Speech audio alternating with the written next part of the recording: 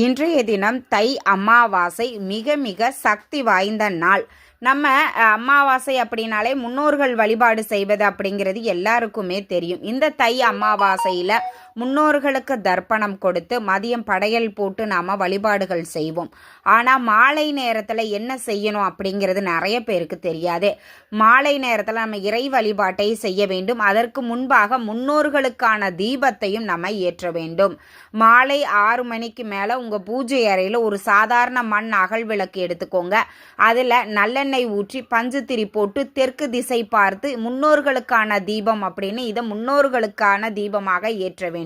நீங்கள் ஆல்ரெடி காமாட்சி தீபம் ஏற்றுறீங்க, குத்து விளக்கு தீபம் ஏற்றுறீங்க அப்படின்னா கூட இந்த மண் அகல் விளக்கில் முன்னோர்களுக்காக ஏற்றக்கூடிய தீபம் இது. உங்கள் முன்னோர்களை நினைத்து இந்த தீபத்தை ஏற்றுங்கள். முன்னோர்களினுடைய ஆசீர்வாதம் உங்களுக்கு பரிபூர்ணமாக கிடைக்கும். முன்னோர்களினுடைய சாபம் நீங்கும்.